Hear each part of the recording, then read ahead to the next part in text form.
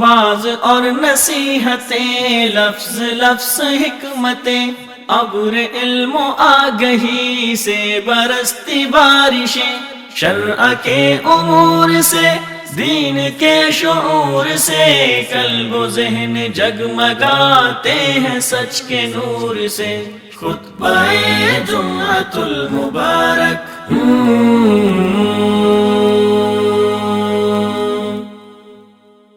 السلام علیکم ورحمۃ اللہ وبرکاتہ۔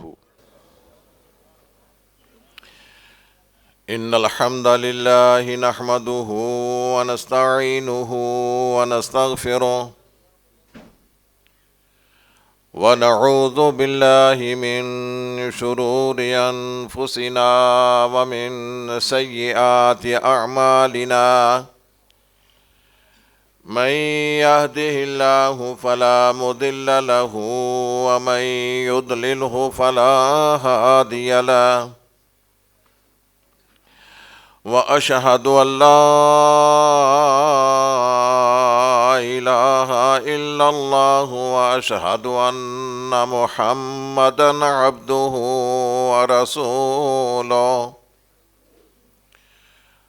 أرسله بالحق بشيرا ونذيرا بين يدي الساعة، من يطع الله ورسوله فقد رشد واهتدى، ومن يعص الله ورسوله فقد ضل وغوى، فإنه لن يضر الله شيئا،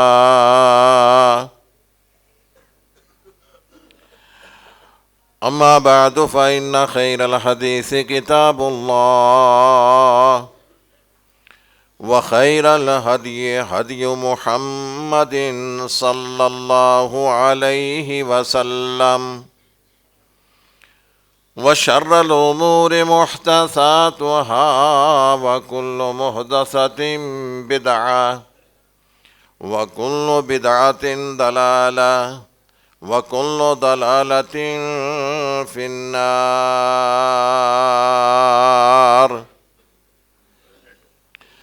اللهم صل على محمد وعلى آل محمد كما صليت على إبراهيم وعلى آل إبراهيم إنك حميد مجيد۔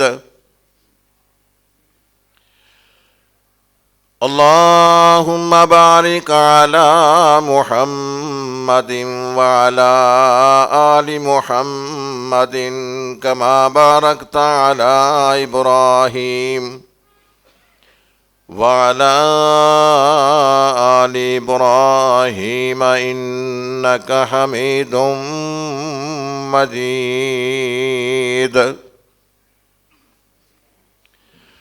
أعوذ بالله السميع العليم من الشيطان الرجيم۔ ومن آياته أن خلق لكم من أنفسكم أزواجا لتسكنوا إليها وجعل بينكم مودة ورحمة، إن في ذلك لآيات لقوم يتفكرون۔ حمد و ثنا رب کائنات کے لیے ہے، جو ہمارا خالق اور مالک ہے۔ رسول اللہ صلی اللہ علیہ وسلم پر ان گنت بے شمار درود و سلام ہوں، جو ہماری رشد و ہدایت کے لیے تشریف لائے اور ہمیں زندگی گزارنے کے ڈھنگ بتلائے، عملی نمونہ ہمارے سامنے پیش کیا۔ اسی طرح صحابہ کرام رضوان اللہ تعالی علیہم اجمعین، ان پر اللہ کی بے پایہ رحمتیں اور بخششیں ہوں، جنہوں نے رسول اللہ صلی اللہ علیہ وسلم کی تعلیمات کو ہم تک پہنچایا۔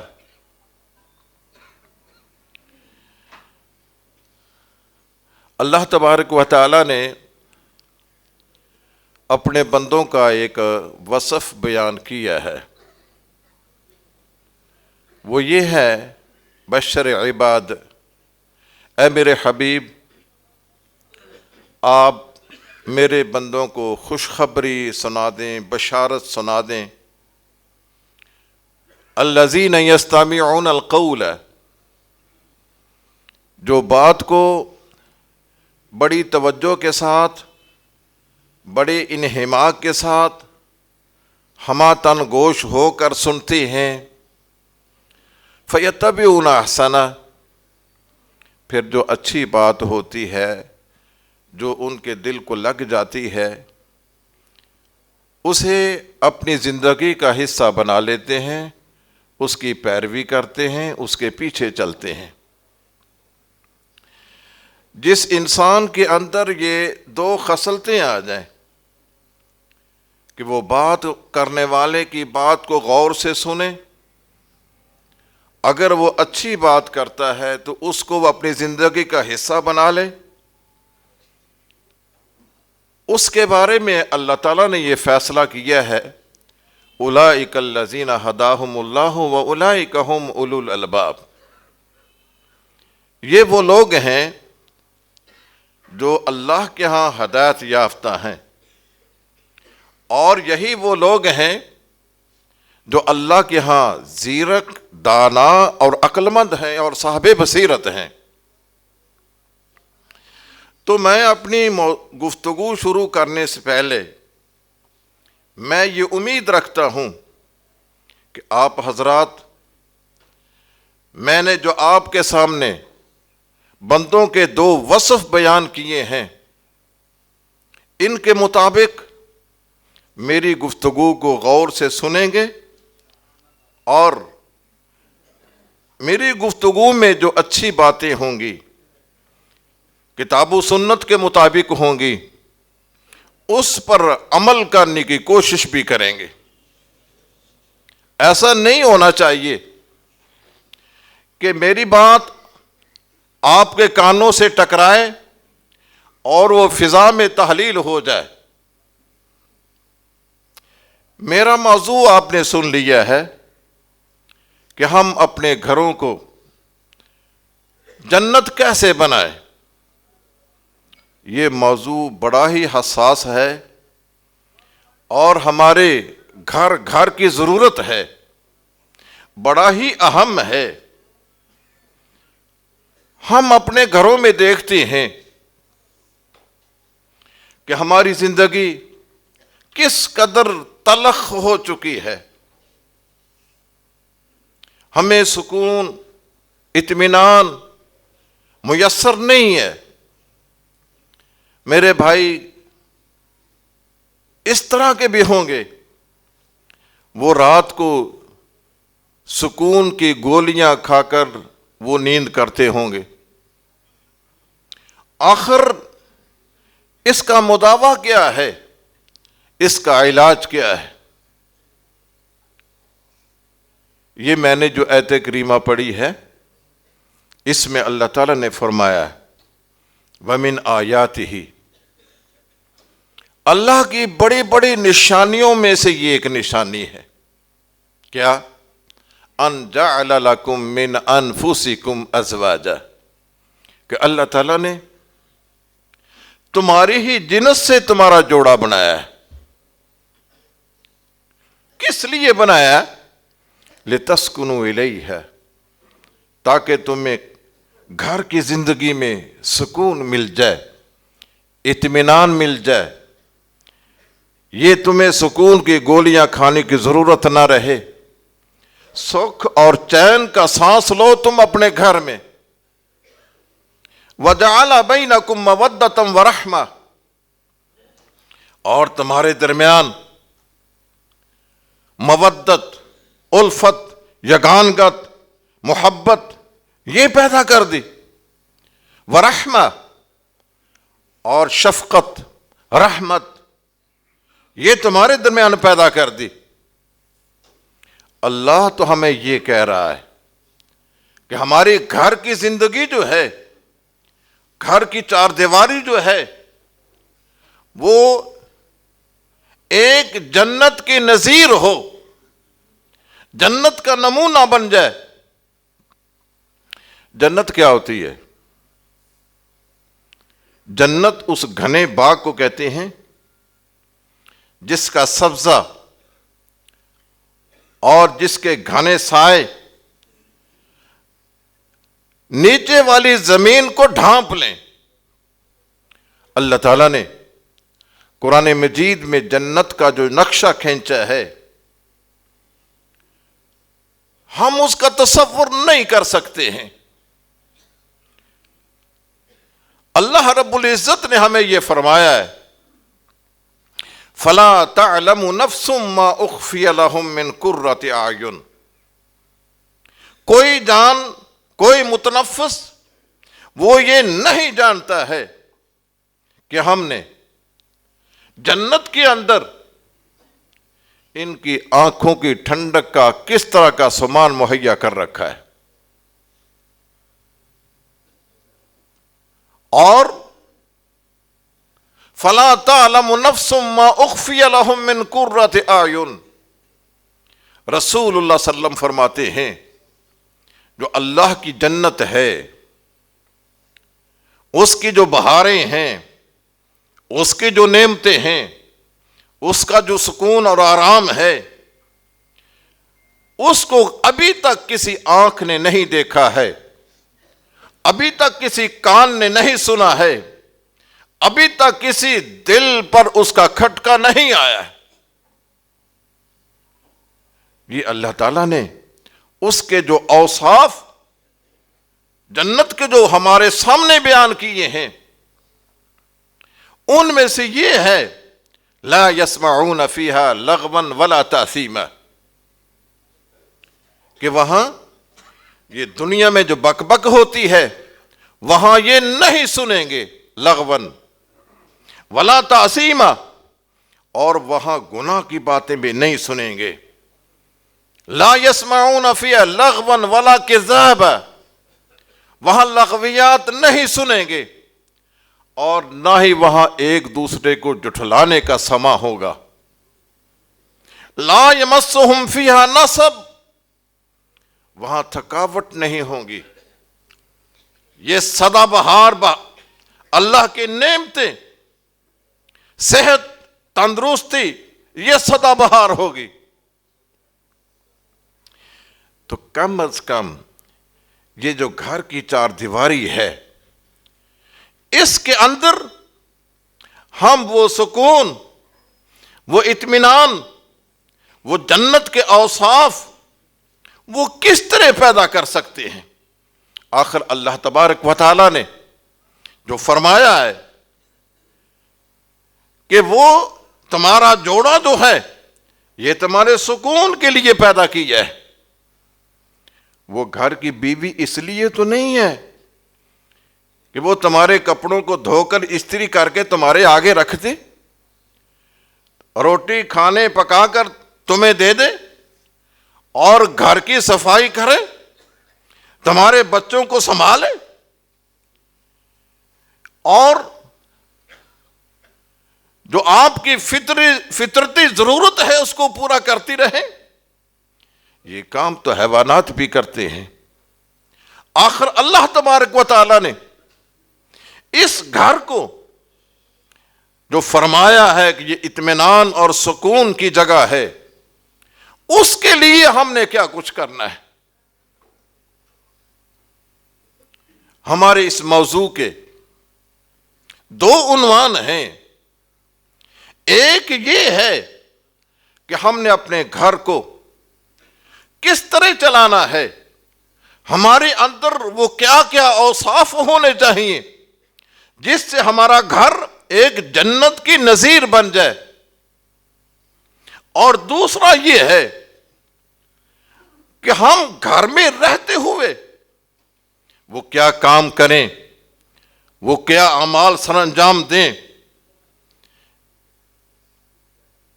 جن کی وجہ سے ہمیں اللہ تعالی قیامت کے دن نعمتوں بھری جنت عطا فرما دے۔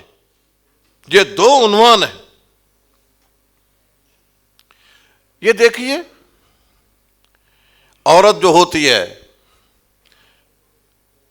جسے کبھی آسمان کو ستاروں نے بھی نہیں دیکھا ہوگا، لیکن چند کلمات کے ساتھ وہ آپ کی طالب بن جاتی ہے اور آپ اس کے مطلوب بن جاتے ہیں، اور فطرتی طور پر ایک دوسرے کے اندر جو محبت الفت کے جذبات پیدا ہوتے ہیں کہ وہ آپ پر قربان ہونا چاہتی ہے، آپ اس پر قربان ہونا چاہتے ہیں، آپ اس کے لیے طالب بھی ہیں، مطلوب بھی ہیں، اور وہ آپ کے لیے طالب بھی ہے، مطلوب بھی ہے۔ وہ کیا اوصاف ہمارے اندر پیدا ہوں جس کی بنا پر یہ ہمارا گھر ایک جنت کا نمونہ بن جائے۔ وہ جنت تو ہمیں قیامت کے دن اللہ نے دینی ہے۔ یہ گھر ہمارا کس طرح جنت کی مثال بن سکتا ہے؟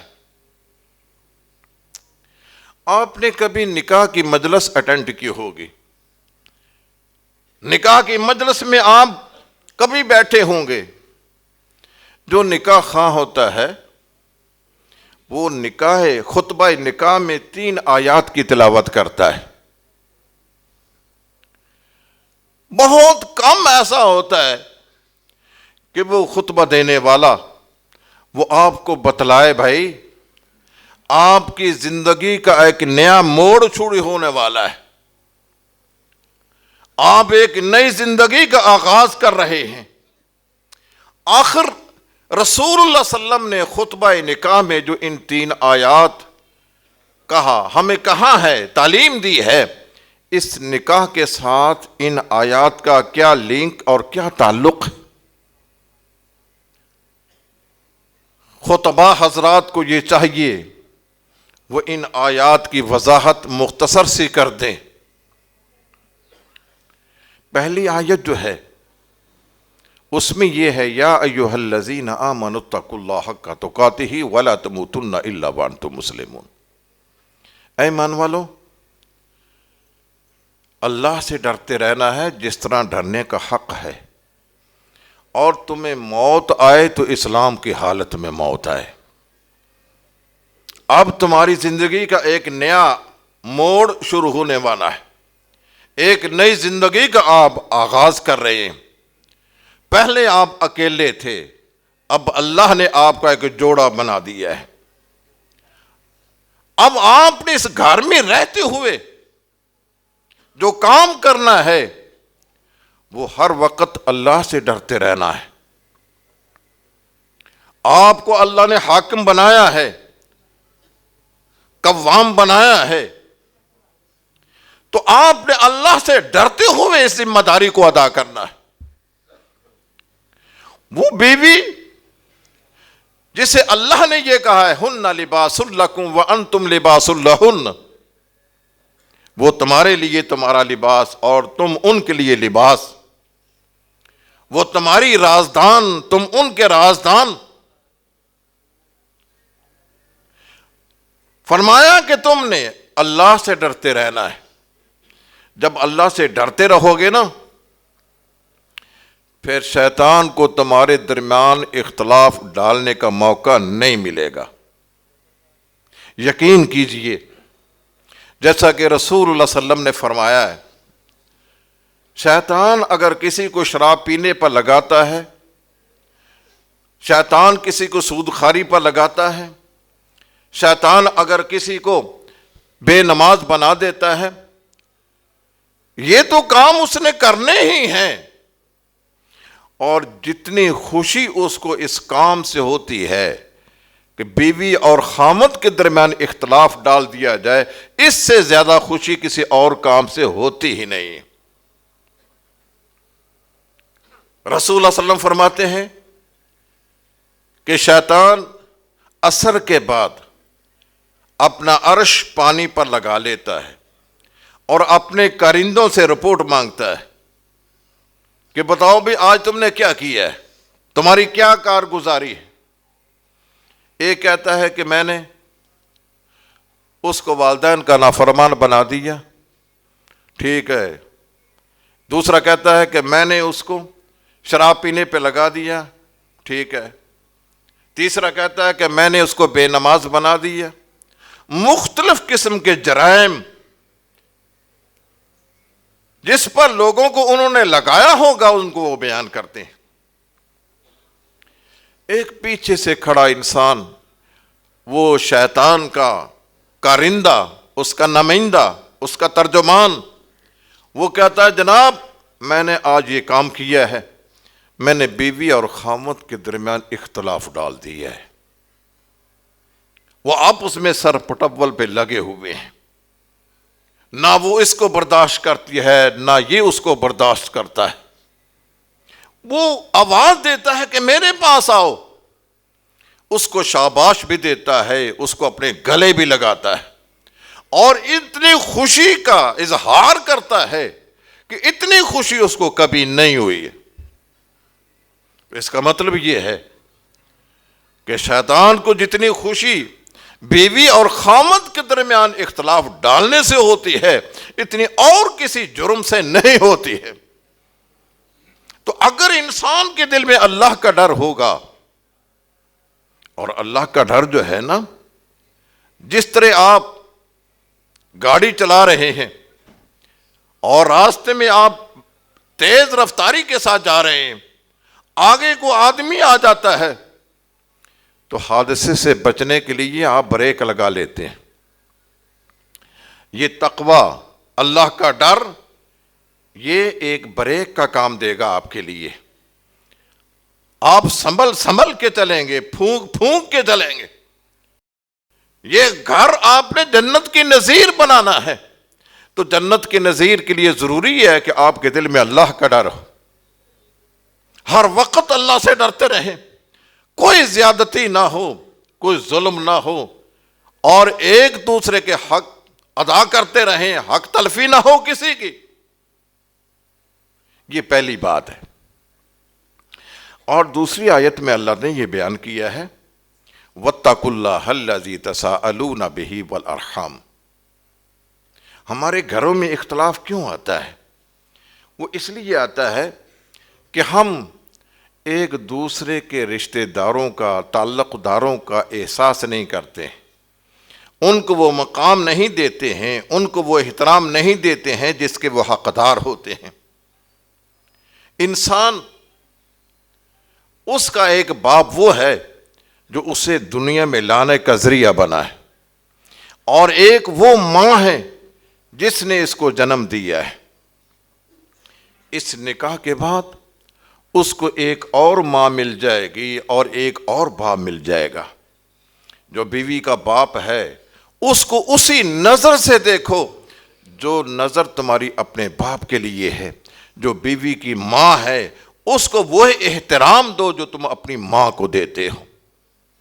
اسی طرح بیوی کے لیے اللہ نے فرمایا ہے کہ جو تمہاری ماں ہے، ایک تو جس نے تمہیں جنم دیا ہے، اور آج جب جس گھر میں تم آئی ہو یہاں تمہیں ایک اور ماں بھی مل جائے گی، اس ماں کے ساتھ بھی تم نے وہی برتاؤ کرنا ہے، حسن سلوک کرنا ہے جو اپنی ماں کے ساتھ کرتی رہی ہو۔ اور تمہیں ایک اور باپ بھی مل جائے گا، اپنے باپ کو عزت اور احترام کے وہی مقام دینا ہے جو تم اپنے حقیقی باپ کو دیتے۔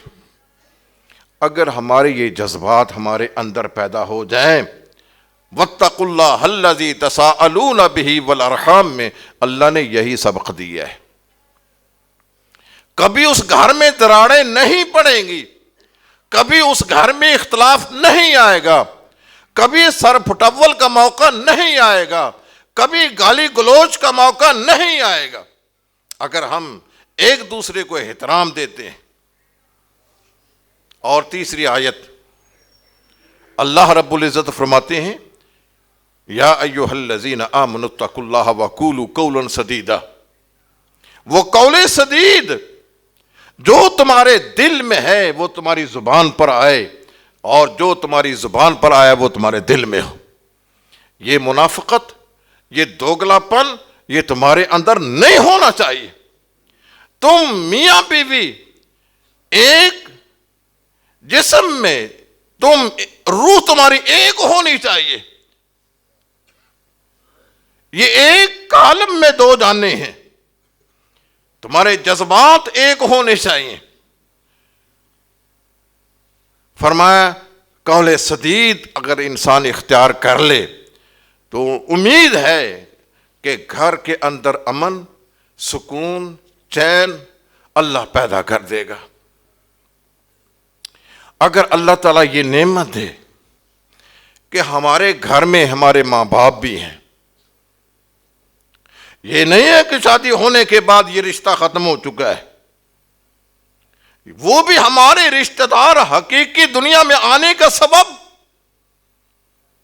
رسول اللہ صلی اللہ علیہ وسلم نے فرمایا اگر کوئی انسان جنت لینا چاہتا ہے تو جنت ماں کے قدموں کے پاس ہے، اس کی خدمت کو بجا لائے، خود بھی اور اس کی بیوی بھی۔ گھر میں ماں موجود ہے، اس کی خدمت کرے، گھر میں باپ موجود ہے۔ رسول اللہ صلی اللہ علیہ وسلم نے فرمایا کہ جو باپ ہے وہ جنت کا سینٹر والا مین گیٹ ہے۔ اب تیری مرضی ہے کہ تم اس دروازے کی حفاظت کرو یا اس دروازے کو ضائع کرو۔ شادی کا یہ قطعاً مطلب نہیں ہے کہ تم اپنے ماں باپ کو نظر انداز کر دو۔ اگر ہم اس گھر کو واقعی جنت کی نظیر بنانا چاہتے ہیں تو گھر میں یہ بوڑھے جو ماں باپ ہیں، دیکھیے ہم کتنے بھی اعلیٰ معیار کے متقی پرہیزگار بن جائیں اور ہمارے ماں باپ وہ بے شک دین اسلام سے فارغ بھی ہو جائیں، یہ جو خدمت کا حق ہے نا، یہ کسی صورت میں ساقط نہیں ہوتا ہے۔ قرآن کریم فرماتے ہیں اللہ تعالیٰ کہ اگر ماں باپ تمہیں شرک کا کہیں نا فلا تطعہما، ان کی بات کو نہیں ماننا ہے، لیکن وصاحبہما فی الدنیا معروفا، دنیاوی معاملات میں پھر بھی حسن سلوک کرنا ہے۔ کافر ہو جائے، مشرک بن جائے، لیکن اس کا خدمت کا حق پھر بھی ساقط نہیں ہوتا ہے۔ آپ بے شک جتنے بھی اونچے بن چلے جائیں، کتنے بھی تعلیم یافتہ ہو جائیں، اعلیٰ معیار پر چلے جائیں، لیکن ماں باپ کی خدمت کا حق پھر بھی ساقط نہیں ہوگا۔ اگر اللہ تعالیٰ اولاد دے دیتا ہے، بیٹے دیتا ہے، بیٹیاں دیتا ہے، یا صرف بیٹیاں ہی دیتا ہے، بیٹیاں ہیں تو آپ کی پیشانی پر شکن نہیں آنا چاہیے، یہ اللہ کی رحمت ہے، اللہ کی دین ہے۔ رسول اللہ صلی اللہ علیہ وسلم فرماتے ہیں من عال جاریتین، جو دو بیٹیوں کی پرورش کرتا ہے، بڑی ہمت کی بات ہے۔ آج کوئی انسان کسی کو بکری کا بچہ پال کر نہیں دیتا ہے، کتنی ہمت کی بات ہے۔ یہ گھر میں بیٹی پیدا ہوئی ہے، اس کو پالتا ہے، اس کی ضروریات کو مہیا کرتا ہے، اس کے ناز نخرے برداشت کرتا ہے، آخر ایک دن ایسا آتا ہے اپنی بچی کو گھر سے رخصت کر دیتا ہے۔ فرمایا کہ من عال جاریتین، بیٹی سے اسے کیا امید وابستہ ہے کہ مستقبل میں میرا سہارا بنے گی؟ بیٹوں کے بارے میں تو ہے نا کہ وہ بیٹا سہارا بن جائے گا، لیکن بیٹی جو ہے یہ تو دوسرے کے گھر میں جانی ہے۔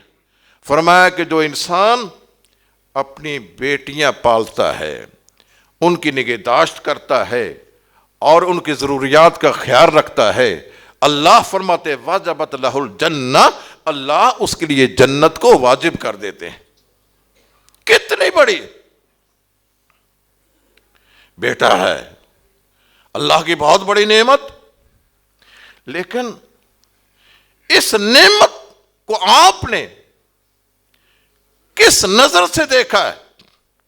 کیا اس نظر سے کہ یہ میرا بیٹا میرا آئندہ مستقبل میں سہارا بنے گا، جو قرآن کریم یہ کہتا ہے نا، ایک دعا سکھلائی، بڑی پیاری سی دعا ہے، ربنا ہب لنا من ازواجنا وذریاتنا قرۃ اعین، اے اللہ ہمیں ایسی بیویاں عطا فرما، ہمیں ایسی اولاد عطا فرما، قرۃ اعین، جو اپنی آنکھوں کی ٹھنڈک بن جائے۔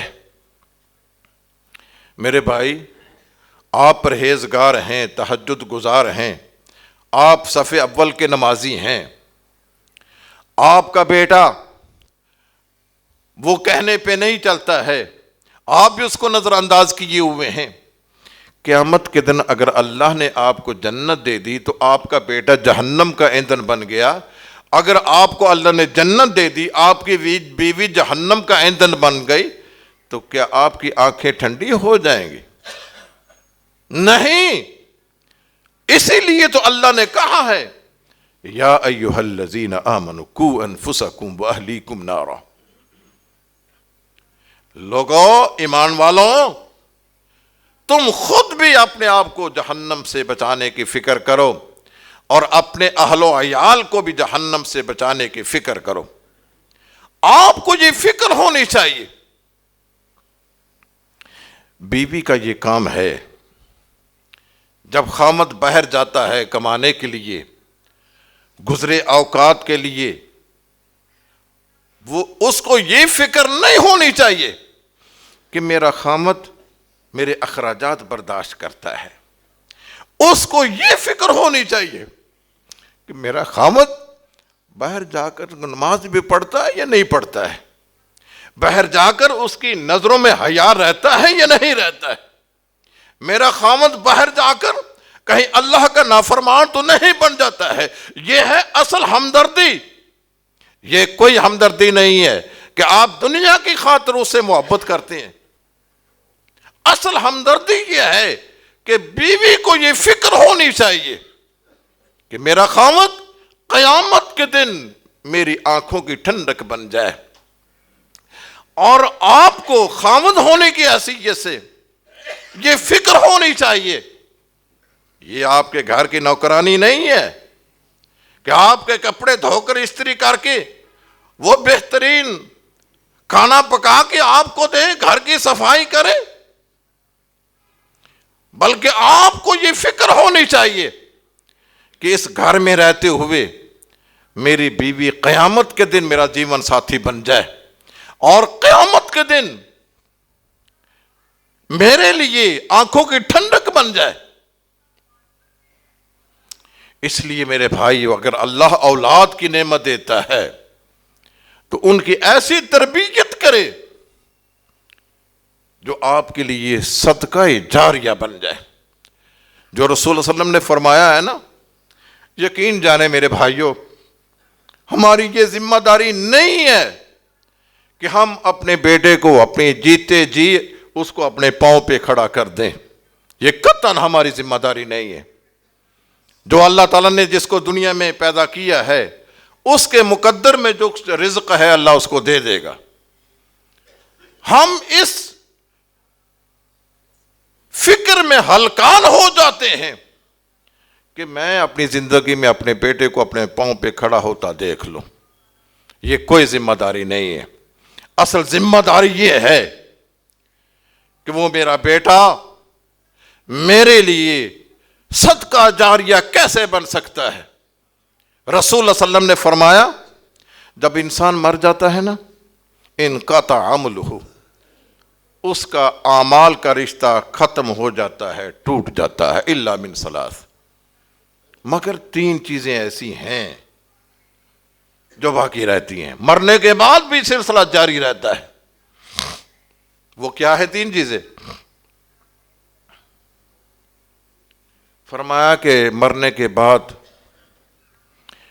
ایک اللہ کی راہ میں خرچ کیا اس نے، اور وہ اس کے لیے صدقہ جاریہ بن گیا، دیر تک لوگ اس کو استعمال کرتے رہے۔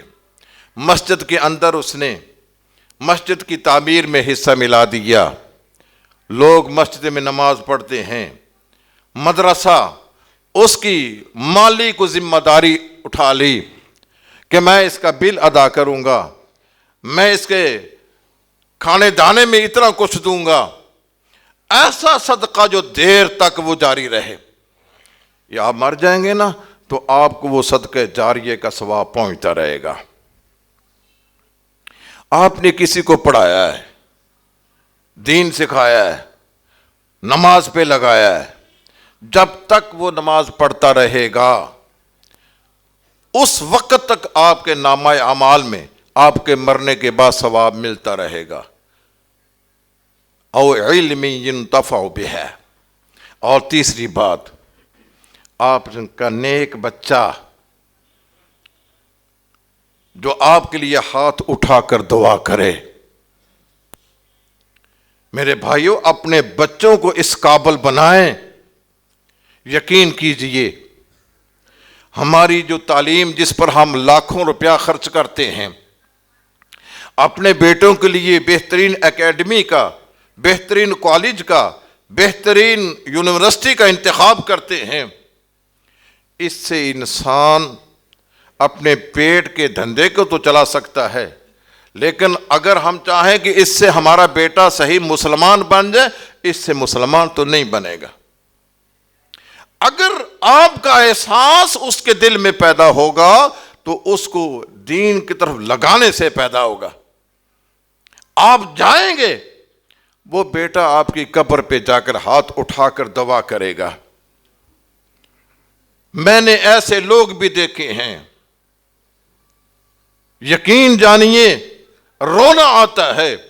باپ کے ذمے قرض ہے، قرض لینے والے بیٹوں کے پاس آتے ہیں، بھائی یہ دیکھو کھاتا آپ کے باپ کا، یہ کاروباری قرضہ ہے اس کے ذمے، آپ نے جائیداد کو سنبھال لیا ہے، اس کا قرضہ بھی ادا کریں. بیٹوں کی طرف سے کیا جواب ملتا ہے؟ وہ بھائیوں میرے لیے اور آپ کے لیے بڑا درس عبرت ہے.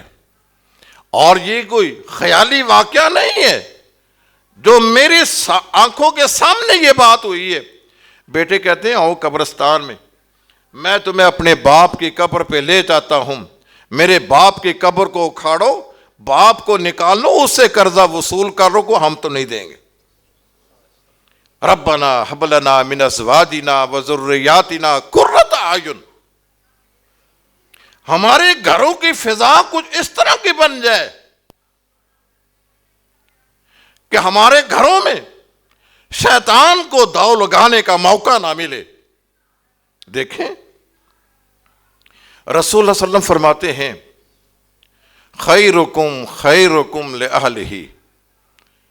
ہم میں سے اکثر ایسے لوگ ہوتے ہیں بڑے خوش اخلاق، بڑے ہی ملنسار، بڑے ہی مہمان نواز، لیکن جب وہ گھر کی چار دیواری کے اندر آتے ہیں پھر وہ اپنی آنکھیں ماتھے پہ رکھ لیتے ہیں، پھر وہ ساری ملنساری، ساری مہمان نوازی، سارے اخلاق بھول جاتے ہیں. وہ یہ سمجھتا ہے یہ تو میرے پاؤں کی جوتی ہے. نہیں، اللہ کے نبی فرماتے ہیں خیرکم خیرکم لأہلہ. تم میں سے بہتر وہ انسان ہے جو اپنے گھر والوں کے ساتھ اچھا برتاؤ کرتا ہے. رسول اللہ صلی اللہ علیہ وسلم گھر آتے، سیدہ عائشہ رضی اللہ تعالی عنہا بیان کرتی ہیں کہ گھر کے اندر ہمارا کام کاج میں ہاتھ بٹاتے. بکری کا دودھ دھونا ہوتا آپ خود دھو لیتے، اپنے کپڑے کو پیوند لگانا ہوتا اس کو پیوند لگا لیتے، اور گھر کا کوئی کام اگر کرنا ہوتا تو اس میں کوئی ہچکچاہٹ محسوس نہ کرتے. آپ اپنی بیوی کے ساتھ اگر اس طرح کے جذبات رکھیں گے تو یقین جانیے وہ بیوی کے اندر وہ ایسے جذبات پیدا ہوں گے تو آپ کو یہ گھر ایک جنت کی مثال بن جائے گا. رسول اللہ صلی اللہ علیہ وسلم فرماتے ہیں خیرکم خیرکم لأہلہ وانا خیر لأہلی. سیدہ عائشہ رضی اللہ تعالی عنہا بیان فرماتی ہے کہ آپ کا ہمارے ساتھ کیا سلوک تھا. مسجد نبوی میں یہ حبشہ کے لوگ یہ جہاد کی تیاری کرتے ہیں، تیر و تفنگ کی مشق کرتے ہیں۔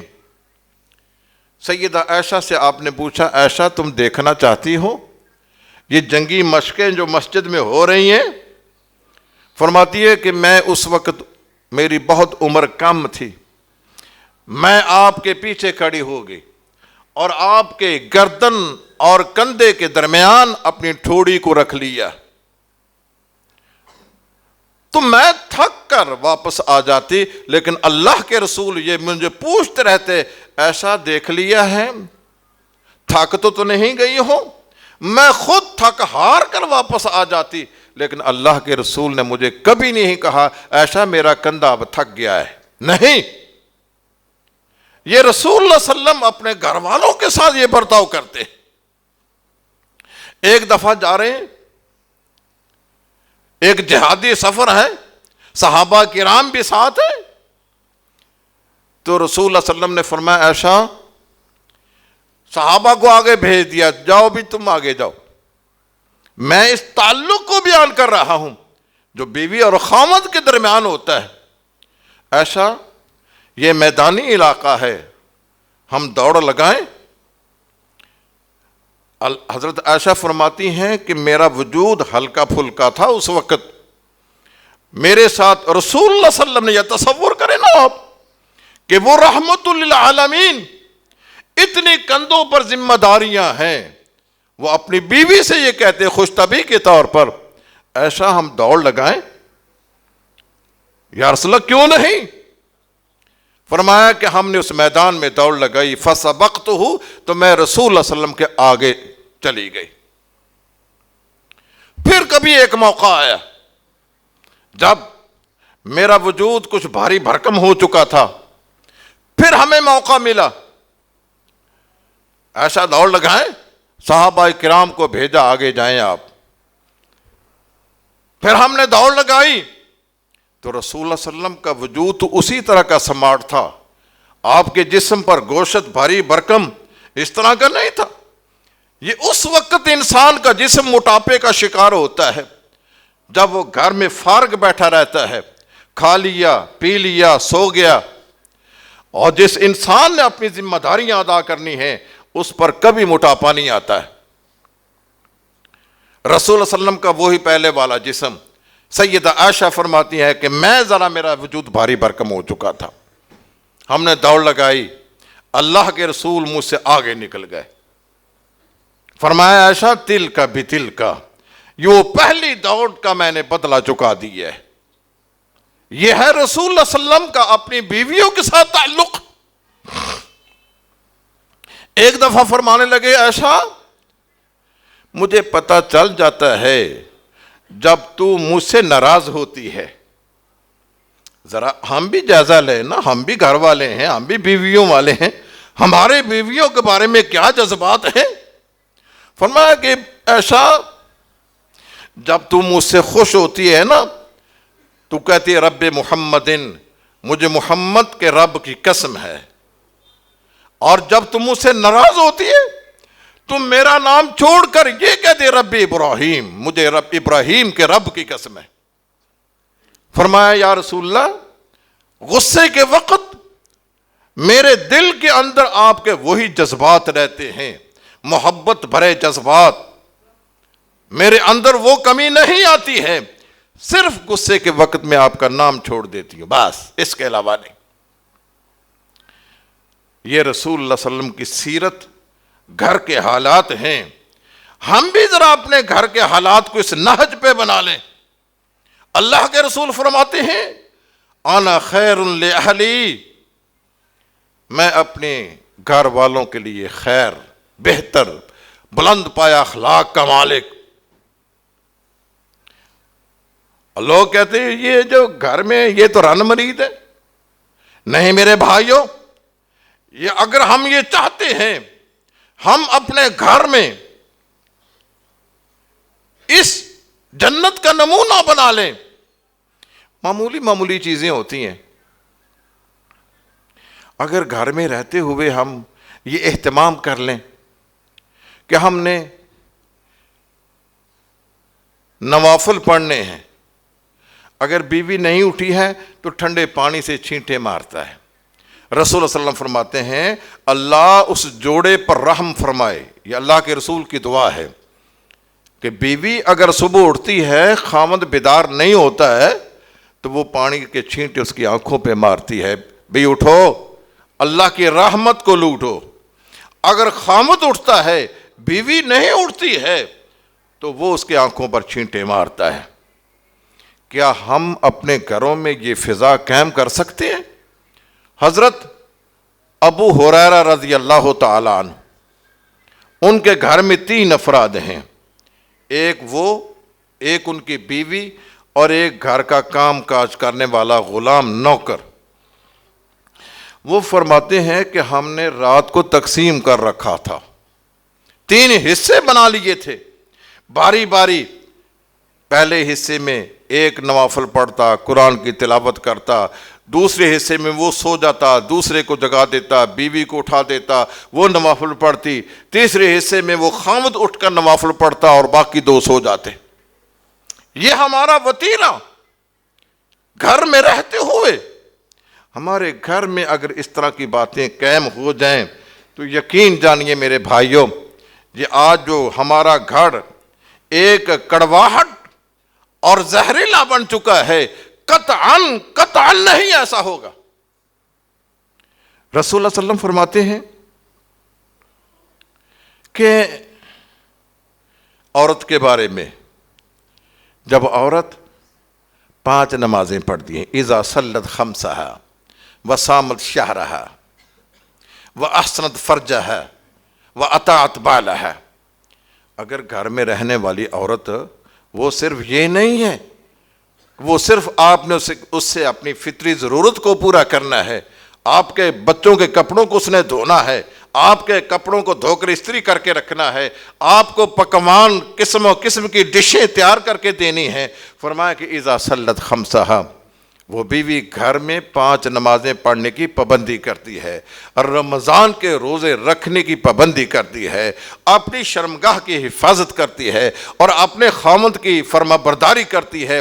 اللہ کے رسول فرماتے ہیں 8 دروازے جنت کے اس کے لیے کھول دیے جائیں گے، وہ جس دروازے سے چاہے جنت میں چلی جائے۔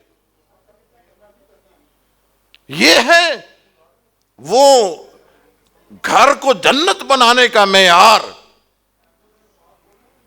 اور اسی طرح آپ نے فرمایا ایک انسان وضو کرتا ہے، ہم گھر میں وضو کرتے ہیں، اگر گھر میں وضو کرتے ہوئے وضو کرنے کے بعد 2 رکعت پڑھ لیتے ہیں، فرمایا وجبت لہ الجنہ، بلکہ فرمایا اس کے لیے بھی یہ اعزاز ہے، وہ جنت کے جس دروازے سے چاہے گا جنت میں چلا جائے گا۔ معمولی سا عمل ہے میرے بھائیوں، ضرورت اس بات کی ہے کہ ہم اپنے گھر میں یہ سوچ اور فکر پیدا کر لیں، ہمارے گھروں کی فضا کچھ اس طرح کی بن جائے، ہمیں اس دجالی فتنہ جو پرنٹ میڈیا ہے، سوشل میڈیا ہے، الیکٹرانک میڈیا ہے، ہمیں اس نے بہت دور کر دیا ہے۔ آج ہماری بیٹی ہم سے گھر میں رہتے ہوئے اجنبی ہے، ہمارا بیٹا گھر میں رہتے ہوئے ہم سے اجنبی ہے، ہماری بیوی ہمارے گھر میں رہتے ہوئے ہم سے اجنبی ہے، اور ہم گھر میں رہتے ہوئے دوسرے افراد خانہ سے اجنبی ہیں، کیونکہ ہمیں اس دجالی میڈیا نے اس قدر ہمیں شکنجے میں لے لیا ہے، ہم اس سے فرصت ہی نہیں ملتی۔ ذرا اپنے گھر کو اس پر نظر رکھیں اور دیکھیں۔ رسول اللہ صلی اللہ علیہ وسلم فرماتے ہیں، سیدنا بلال رضی اللہ تعالیٰ عنہ جب ہم معراج پہ گئے نا تو آپ نے دیکھا کہ یہ خادم میرے آگے آگے، تو میں نے جبرائیل سے پوچھا، جبرائیل یہ میرے آگے آگے کون ہے؟ فرمایا کہ یہ آپ کا خادم بلال رضی اللہ تعالیٰ عنہ ہے، جنت میں آپ کے پروٹوکول کے طور پر آپ کے آگے آگے، استقبال کے طور پر آپ کے آگے آگے، دنیا میں بھی یہ آپ کا استقبال کرنے والا، خدمت گزاری کرنے والا، آپ کی ضروریات کا خیال رکھنے والا۔ ایک اور صحابی ہیں حضرت ربیعہ بن کعب رضی اللہ تعالیٰ عنہ، وہ رات کو مسجد کے دروازے پر سوتے ہیں کہ اللہ کے رسول پتہ نہیں کب رات کو اٹھیں، آپ کو پانی کی ضرورت ہو یا کوئی اور چیز کی ضرورت ہو تو یہ خادم آپ کی خدمت کے لیے حاضر ہو۔ ایک دن رسول اللہ صلی اللہ علیہ وسلم نے پوچھا کہ ربیعہ بتاؤ تم کیا لینا چاہتے ہو؟ یا رسول اللہ میں تو صرف یہ لینا چاہتا ہوں کہ میں جنت میں آپ کی رفاقت چاہتا ہوں، بس میرا اور کوئی مطالبہ نہیں ہے،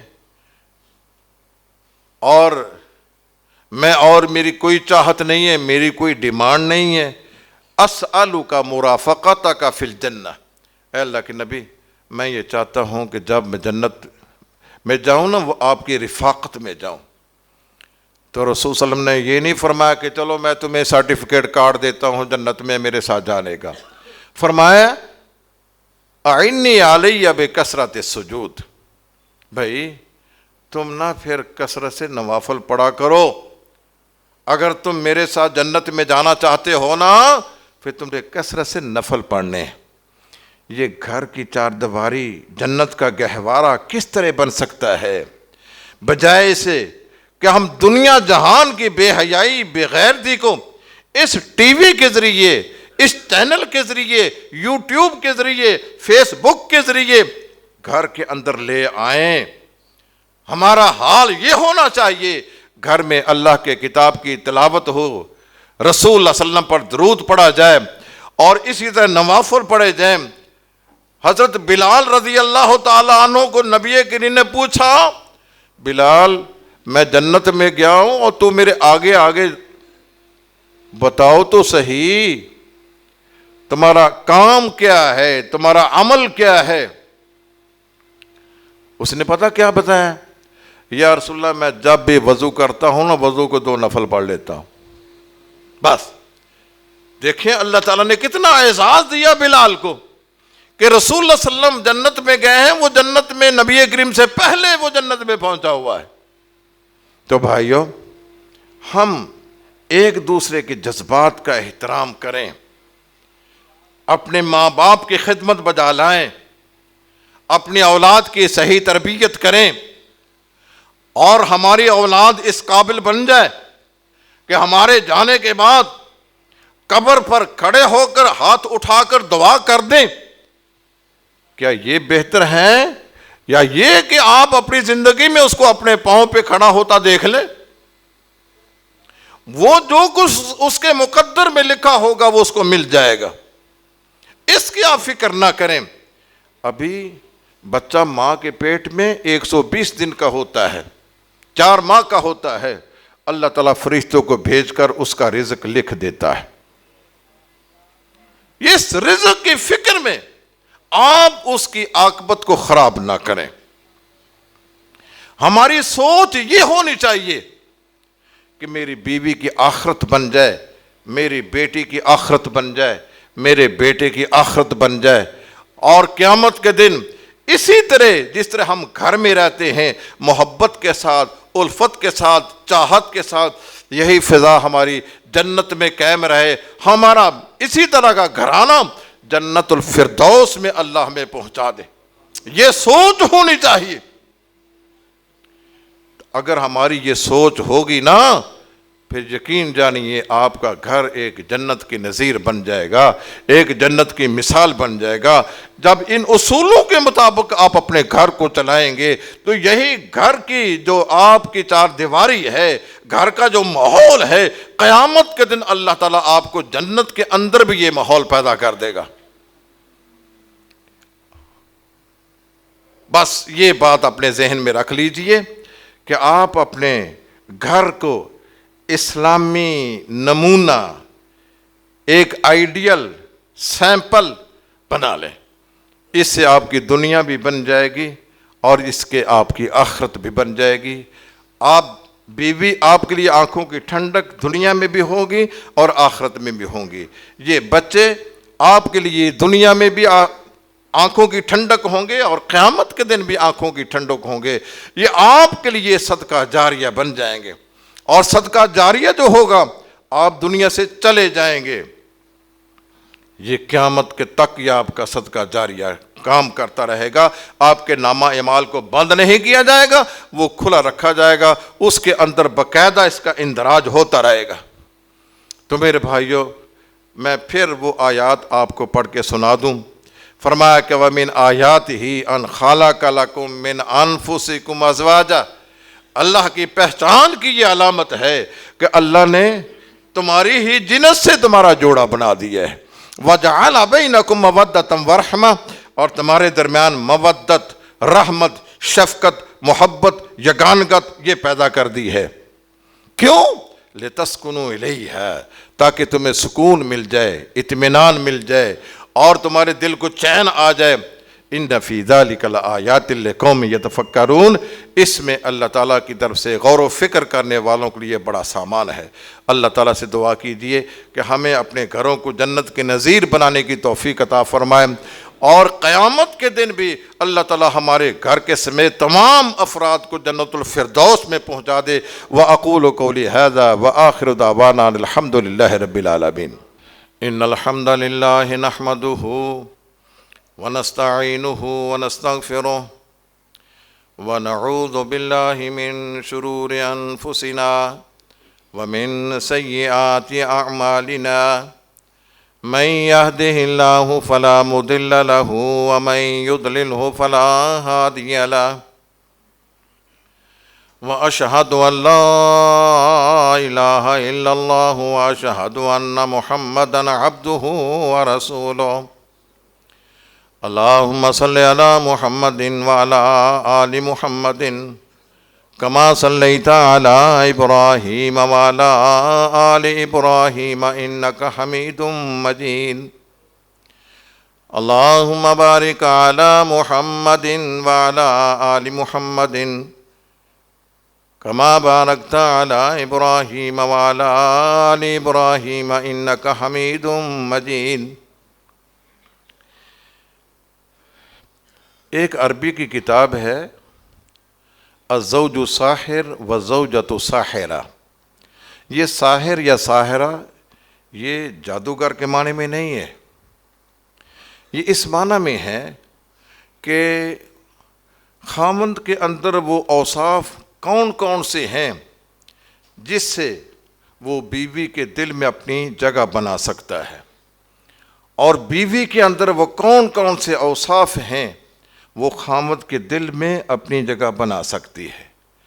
اور اس کتاب کی اردو ٹرانسلیشن ہوئی ہے کہ میاں بیوی ایک دوسرے کا دل کیسے جیتیں. تو آپ حضرات یہ مارکیٹ سے کتاب مل جاتی ہے, آپ اس کو پڑھیں, اپنے گھر میں اپنی بچوں کو, اپنی گھر والی کو, اپنی بیٹیوں کو یہ تحفے میں دیں. آپ یہ پڑھیں تاکہ آپ کو یہ پتہ چلے کہ ایک خاوند کے اندر کون کون سے اوصاف ہونے چاہیے اور ایک بیوی کے اندر کون کون سے اوصاف ہونے چاہیے, تاکہ یہ گھر کا جو ہماری چار دیواری ہے یہ کس طرح جنت کے نظیر بن سکتا ہے. یہ آپ کتاب ضرور پڑھیے, مارکیٹ سے عام مل جاتی ہے. میاں بیوی ایک دوسرے کا دل کیسے جیتیں. ربنا آتنا فی الدنیا حسنۃ وفی الآخرۃ حسنۃ وقنا عذاب النار. اللہم اعز الاسلام والمسلمین وذل الشرک والمشرکین ودمر اعداء الدین وانصرنا علی القوم الکافرین. اللہم اعزنا ولا تذلنا, اللہم اکرمنا ولا تہنا, اللہم آثرنا ولا تؤثر علینا, اللہم لا تسلط علینا من لا یرحمنا, واجعل ثارنا على من ظلمنا وانصرنا على من عادانا برحمتك يا ارحم الراحمین. عباد اللہ رحمکم اللہ, ان اللہ یامر بالعدل والاحسان وایتاء ذی القربى وینہی عن الفحشاء والمنکر والبغی یعظکم لعلکم تذکرون. سبحان ربک رب العزت عما یصفون وسلام علی المرسلین والحمد للہ رب العالمین.